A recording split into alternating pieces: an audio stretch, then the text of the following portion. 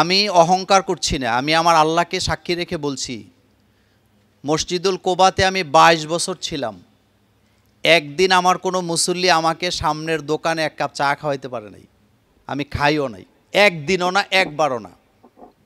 সভাপতি আমাকে একদিন বলতে পারে নাই যে আপনি এটা করেন, এটা করেন না, অথবা আপনি আমার সাথে দেখা করেন, এটা বলার সাহস পায় নাই, কারণ আমি নিজেকে সেভ করেছি। যাই হোক, আমি কোনো দিন মহল্লার 20 টাকার দাওয়াত খাই নাই। প্রথম আমার বিরুদ্ধে অনেক কথাবার্তা আছে এবং এখনও আমাকে অনেকে পছন্দ করে না, এই কারণে আমি তাদের দাওয়াত বন্ধ করে দিছি। কিন্তু আমার চিন্তা ছিল আমি 20 টাকার দাওয়াত খাবো না, আমি 20,000 টাকারটা খাবো। তো আপনাদের কাছে জানতে চাই, আমি 20 টাকাকে যখন ত্যাগ করেছি, আমাকে 20,000-এর ব্যবস্থা করে দিয়েছেন কে? দেখেন, আপনারা আইম্মায়ে মসজিদের নেতা, আপনারা এই পৃথিবীতে যত বিল্ডিং দেখেন, সংসদ ভবন দেখেন, এগুলো আগে তৈরি হয় নাই, বরং আপনারা যেই জায়গায় বসে কথা বলতেছেন, দায়িত্ব পালন করতেছেন, ওই ঘরটাই আগে তৈরি করেছেন কে? আল্লাহ পাক। পৃথিবীর প্রথম ঘর হচ্ছে 2টা, একটা হলো মসজিদে হারাম আর একটা হলো মসজিদে আকসা। এ ব্যাপারে একটি হাদিস আসছে, আমি হাদিস এবং কোরআনের কোনো অর্থ করব না, যেহেতু আপনারা আলেম। আন আবি যাররিন রাদিয়াল্লাহু তাআলা আনহু قال কুলতু ইয়া রাসূলুল্লাহ সাল্লাল্লাহু আলাইহি ওয়াসাল্লাম আইয়ু মসজিদিন উদিয়া ফিল আরদি আউয়াল ক্বালা আল মসজিদুল হারাম কুলতু সুম্মা আইয়ুন ক্বালা আল মসজিদুল আকসা কুলতু কাম বাইনাহুমা ক্বালা 40 সানা। ইমাম 2 প্রকার, কিছু হচ্ছে মোমেনদের ইমাম, কিছু হচ্ছে কাফেরদের ইমাম। যারা মোমেনদের ইমাম তারা ডাকে জান্নাতের দিকে, আর যারা কাফেরদের ইমাম তারা ডাকে জাহান্নামের দিকে। কিয়ামতের দিন সকল ইমামদেরকে সহই তাদের অনুসারীদেরকে ডাকা হবে। এ ব্যাপারে আল্লাহ পাক বলছেন, ইয়াউমা নাদউ কুল্লা উনাসিম বি ইমামিহিম। যারা কাফের তারা মানুষকে, তাদের ইমামরা তাদেরকে জাহান্নামের দিকে ডাকে। এ ব্যাপারে আল্লাহ পাক বলছেন, ওয়াজআলনাহুম আইম্মাতা ইয়াদউনা ইলান নার ওয়া ইয়াউমাল কিয়ামাতি লা ইউনসরুন। আর যারা মুমিন তারা তাদের অনুসারীদেরকে জান্নাতের দিকে ডাকেন, তবে মোমেনদের নেতা আল্লাহ তাদেরকেই বানান, ইমাম তাদেরকেই বানান যারা পরীক্ষায় পাশ করে। আপনি যদি ইসলামী আন্দোলনের নেতা হতে চান অথবা মসজিদের কোনো খতিব হতে চান, আপনাকে পরীক্ষা, কোনো না কোনো পরীক্ষা দিয়েই আপনারা হইছেন, এমনি এমনি হন নাই। ব্যাখ্যা দেব না। আল্লাহ পাক এই ব্যাপারে বলেছেন, ও ইজিবতালা ইব্রাহিমা রব্বুহু বিকালিমাতিন ফাআতাম্মাহুন্না ক্বালা ইন্নী জাইলুকা লিন্নাসি ইমামা। আমি পরীক্ষা নিয়েই তোমাদেরকে ইমাম বানাইছি। এখন আসেন, আমি আমার মূল আলোচনায় যেতে চাই। আদর্শ মসজিদ গঠনে ইমাম ও খতিবের করণীয়। আদর্শ মসজিদ যদি আপনি গঠন করতে চান, তাহলে আদর্শবান মুয়াজ্জিন, ইমাম এবং খতিব কি অবশ্যই লাগবে। যেমন মসজিদের মুয়াজ্জিন যিনি হবেন তার কিছু গুণ থাকা চাই। কারণ একটি হাদিসে এসছে, আন আবি হুরায়রা রাদিয়াল্লাহু তাআলা আনহু قال قال رسول الله صلى الله عليه وسلم الإمام ضامن والمؤذن মু'তামানুন। এটার অর্থ আপনারা বুঝছেন, মুয়াজ্জিনের চাকরি যারা করে তাদের কোনো ছুটি নেই। আমি জোহরের নামাজের জামাতে যাব, বারান্দায় দাঁড়িয়ে ওযু করে এসে গামছা দিয়ে মুখ মুছতেছি। বাগিজাগা এলাকার কোনো একটা মসজিদে আজান হচ্ছে, আজানের সুর শব্দে বোঝা যায় যে এটা হুজুর দিচ্ছে না, এটা কোনো মুসল্লি দিতেছে। তা আমি মনে মনে ভাবলাম, ভালোই হয়েছে মুয়াজ্জিন ছুটি পাইছে, যেহেতু সাধারণ মানুষ আজান দেয়। তো আজান দিতে যাই হাইয়া আলাল সালাহ না বললে হাইয়া আলাল ফালাহ। আজান যখন আজানটাও দিছে আবার 10 মিনিট পরে, তো মাইক কিন্তু লাগানো, আমি বারান্দায় দাঁড়িয়ে আছি, আজান শেষ হয়েছে, এখন গন্ডগোল শোনা যাচ্ছে, তুমি হাইয়া আলাল সালাহ বলো নাই। এখন মুসল্লি আরো কিছু বলতেছে, মাইকে শোনা যাচ্ছে, কয় তুমি আবার আজান দাও, তোমারটা হয় নাই। এবার আজান দিতে যাইয়া হাইয়া আলাল ফালা বলছে 3 বার। আমি তখন আফসোস করে বলছি, যেই জাতি একদিন মুয়াজ্জিনকে ছুটি দিলে আজানটা ঠিকমতো দিতে পারে না, যেই মসজিদ কমিটি মুয়াজ্জিনকে একদিন ছুটি দিলে আজানটা ঠিকমতো দিতে পারে না, ওই কমিটি মুয়াজ্জিন সাহেবকে কোনো ব্যাপারে ধমকি দেওয়ার অধিকার রাখে না। মুয়াজ্জিনের কিছু গুণাবলী থাকবে। 1 নম্বরে কোরআনুল কারীম তাজবিদ সহকারে যেন তিনি তেলাওয়াত করতে পারেন। 2 নম্বর আজান এবং নামাজের আহকাম সম্পর্কে তার যেন জ্ঞান থাকে। 3 নম্বর উত্তম চরিত্র ও সুন্নতের পাবন্দি যেন তার মধ্যে থাকে। 4 নম্বর দায়িত্বের বিষয়ে তিনি যেন সচেতন হন। 5 নম্বর সুন্দর কণ্ঠের অধিকারী হওয়া চাই। রাসূল করিম সাল্লাল্লাহু আলাইহি সাল্লাম হযরত বেলাল রাদিয়াল্লাহু তাআলা আনহুকে মুয়াজ্জিন হিসাবে চুজ করেছিলেন। তার একটা কারণ ছিল, তার কণ্ঠ ছিল কি অসাধারণ। এখনও কিন্তু আফ্রিকার লোকদের কণ্ঠ সবচেয়ে সুন্দর। আপনারা দেখেন, ইউটিউবে দেখেন, আফ্রিকান যারা কারি মানুষগুলা কালো, কিন্তু তেলাওয়াত কেমন অসাধারণ। এই জন্য রাসূল দায়িত্ব দিয়েছেন। এটা হাদিসের ব্যাখ্যা থেকে আমি আপনাকে বলেছি। আদর্শ ইমাম ও খতিবের কিছু গুণাবলী থাকবে। 1 নম্বর কোরআন ও সুন্নাহ এবং ফিকের জ্ঞান থাকা লাগবে। ডাক্তার দেখাতে যাবে, জিজ্ঞেস করে কোন ডাক্তার অমক, ভিজিট কত, কয় 300 টাকা। তো দূর মিয়া, 300 টাকার ভিজিটের ডাক্তার, এটা ডাক্তার হইল নি, বাদ হবে না। ডাক্তারের ভিজিট কত, কয় 1200 টাকা, কয় হ্যাঁ এটা বড় ডাক্তার, এটা দেখানো যাবে।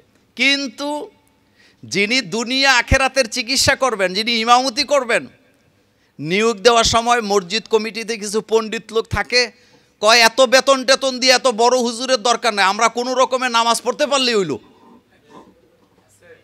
এরকমের কিছু মসজিদ কমিটিতে আছে না নাই? সব মসজিদে আছে। ইমামের বেতন বাড়ানোর কথা শুনলে হেতের মাথা গরম হয়ে যায়। দুনিয়া সব ঠিক আছে, মসজিদে বসে বলতেছে দ্রব্যমূল্য অনেক বেশি, বাজারে যে হাজার হাজার টাকা নিয়ে কিচ্ছু নিয়ে আসতে পারি না, কিন্তু যখন বলা হয় ইমামের বেতন বাড়াও, হেতের মাথা গরম হয়ে গেছে। কয় হুজুররা আমাদের উপরে খায়, এত টাকা দিয়ে কি করব? আপনি যোগ্য ব্যক্তিকে ইমাম এবং খতিব নিয়োগ দিতে হলে আপনার বাজেটটাও কি একটু বেশি চাই। তো আসেন এই ব্যাপারে একজন ইমাম যিনি হবেন, যোগ্য ইমাম এবং খতিব, তিনি যদি একটি আদর্শ মসজিদ গঠন করতে চান, 1 নম্বরে তার মধ্যে আল আদালা থাকতে হবে। আদালা গুণের অধিকারী মানে আকীদা বিশুদ্ধ হওয়া, ইলমে আমলে শুদ্ধতা থাকা, আখলাক চরিত্র ভালো হওয়া, মোত্তাকি হওয়া, ফরেজগার হওয়া, এবং সবচেয়ে বড় গুরুত্বপূর্ণ বিষয় হলো তাকে সমাজের লোকেরা যেন পছন্দ করেন। খতিবু ইমাম হবেন এমন একজন ব্যক্তি যাকে মহল্লার লোকেরা আদর্শবান মনে করে। এখন তো জোর করে ইমাম হয়, জোর করে ইমাম বানায় দেয়। আমি একবার চাঁদপুর থেকে আসতেছি, এক মসজিদে জুমার নামাজ পড়তে ঢুকছি, তো খুতবা যে পড়ছে নিজেও জানে না কি পড়ছে, ডাইরেক্ট পড়ে চলে গেছে। তা আমি বের হইয়া বললাম নামাজ তো হয় নাই, কারণ তেলাওয়াতেরও ঠিক নাই, খুতবা যেটা পড়ছে একটা ইবারতের একটা শব্দও ঠিক হয় নাই। তা আমি বাইর হইয়া বললাম আপনাদের এলাকায় এর চেয়ে ভালো লোক কি খতিব হইতে পারে না? কয় হুজুর তে একটা সোর জোর কইরাতে ইমামতি ধরে রাখছে, রাস্তার পাশে মসজিদ। তো যাই হোক, লোকেরা যেন তাকে পছন্দ করেন এলাকায়। 2 নম্বর খতিব সাহেব সবসময় তার ব্যক্তিগত অধ্যয়ন চালু রাখবেন। আমি ব্যাখ্যা দিতে পারতাম, আগেই বলছি লম্বা করবো, অনেক কথা, আমারে আধা ঘন্টা সময় রাখছিল, এটা শেষ। যাই হোক, প্রত্যেক খতিব আপনাদের প্রতি অনুরোধ থাকবে, যেটা দিনমত ভাই বলে গেছেন, আপনি ওই 20 টাকা 120 টাকা দামের খুতবা আল্লাহর হস্তে এখন আর পড়েন না। আপনি এখন 2024 সালে আছেন, আপনি নিজে খুতবাটা তৈরি করবেন, নিজে আপনার যোগ উপযোগী আলোচনা কি মানুষের সামনে প্রেজেন্ট করবেন, ইলিম অনুযায়ী আমল করা, নিজের বিবিকে পর্দায় রাখা। অনেক মসজিদের ইমামের ওয়াইফ পর্দায় থাকে না, অভিজ্ঞতা থেকে বললাম। এরপরে খতিব সাহেব নিজে খুতবা তৈরি করবেন, সময়ের দাবি অনুযায়ী খুতবার বিষয়বস্তু নির্ধারণ করবেন। বর্তমান প্রেক্ষাপটে আপনি সমসাময়িক বিষয়ের উপরে কি খুতবা উপস্থাপনা করবেন। অবশ্যই পূর্ব প্রস্তুতি ছাড়া খুতবা প্রদান করিবেন না, এটারও সময় নেই। সপ্তাহে একটা খুতবা তৈরি করবে, এটাও সুযোগ হয় না। এরকমের অলস খতিব আমাদের মধ্যেও 2-1 জন কি আছে। দিন কায়েমের ব্যাপারে প্রত্যেকটা খুতবায় যেন আপনার কথা থাকে। আমাদের উদ্দেশ্য কি? আল্লাহর জমিনে আল্লাহর দিন কায়েম করা। এখন আসেন আদর্শ মসজিদে কি কি কাজ হবে এটা বলে আমি শেষ করব। প্রথম কথা হচ্ছে, মদিনা নামক যেই রাষ্ট্রটি পরিচালিত করেছেন মুহাম্মদুর রাসূলুল্লাহ সাল্লাল্লাহু আলাইহি ওয়াসাল্লাম, যেই রাসূলের রওজায় যাওয়ার জন্য গান গায়, সেই রাসূলের রওজার উত্তর পাশে উঁচু একটা জায়গা আছে, যেই জায়গাটার নাম হলো মাজলিসে শুরা। আপনাদের কি এটা জানা আছে? এটা হলো রাসূলের সংসদ ভবন। এখান থেকে বিচার কাজ কি সম্পন্ন হয়তো। এটাই আদালত ছিল, এটাই ছিল রাসূল সাল্লাল্লাহু আলাইহি ওয়াসাল্লামের সংসদ ভবন, এটাই ছিল আদালত, এটাই ছিল বিচারালয়। সব কিছু এখান থেকে কি পরিচালনা করা হতো, সেটি ছিল মদিনার রাষ্ট্র। কিন্তু এখন মসজিদে আছে না, এগুলো আমরা বাইর করে দিছি। আচ্ছা, বাইর করছে কি কি সূত্রে, আমি দুই একটা কথা বলি। যেমন দেখবেন মসজিদের ভিতরে ঢুকে দেখবেন সামনের দিকে লেখা আছে, মসজিদে দুনিয়াবি কথা বলা নিষেধ, কয় না হারাম। নিচে লেখা আছে আল হাদিস।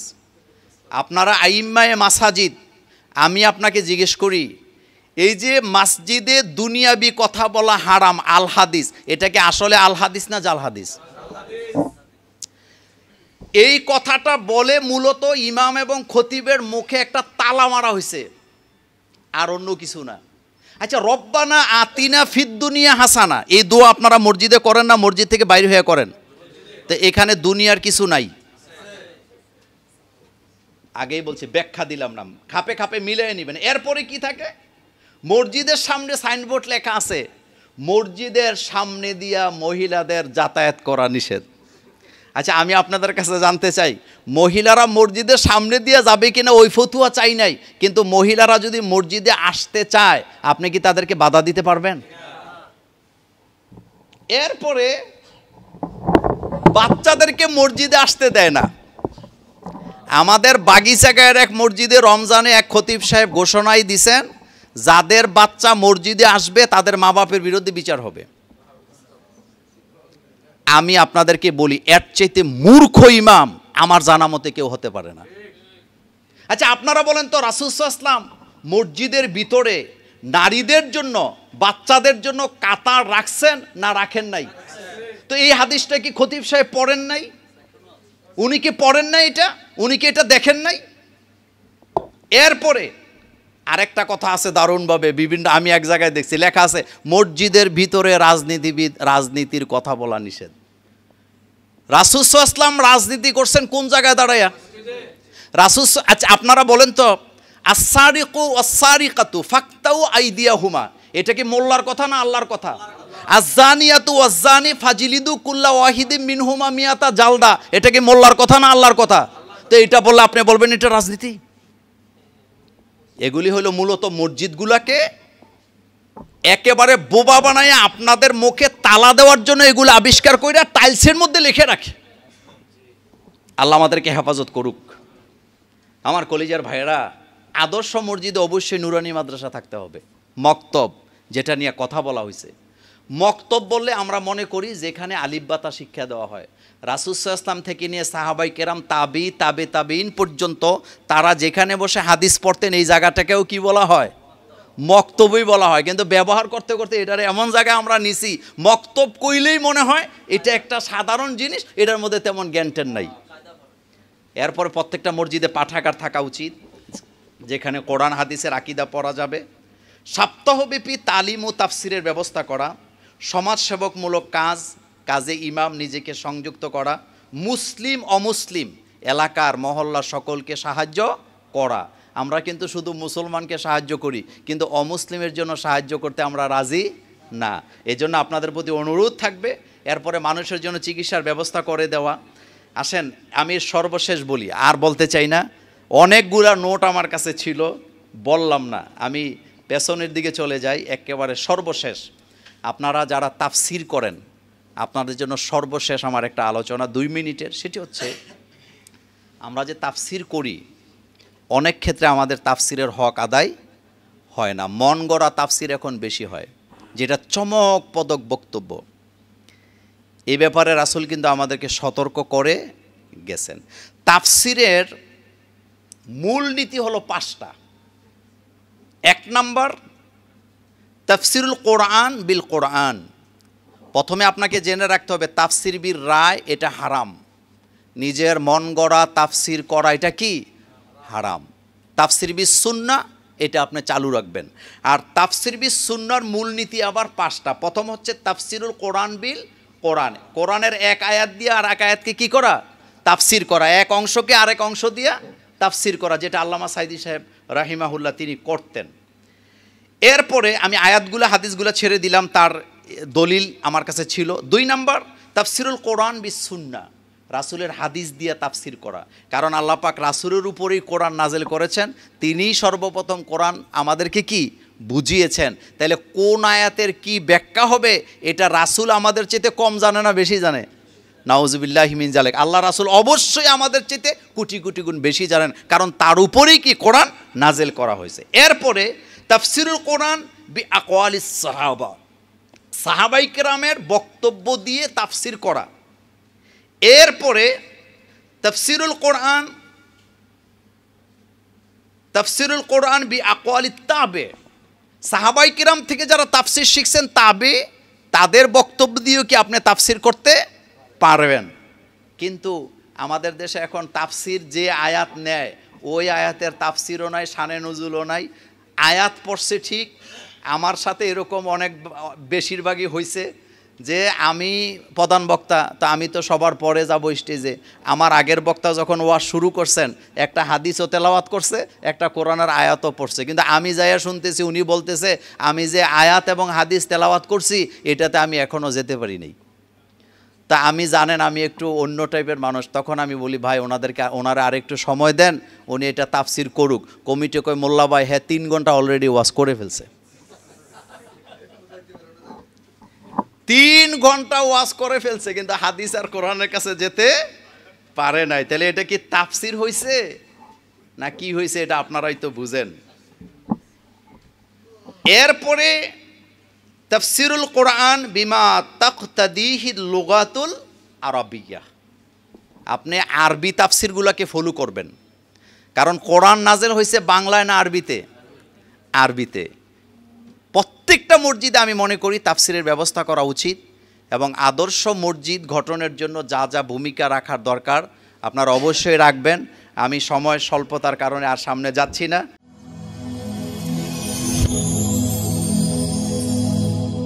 Rose TV 24. Enjoy by listening to the Holy Quran.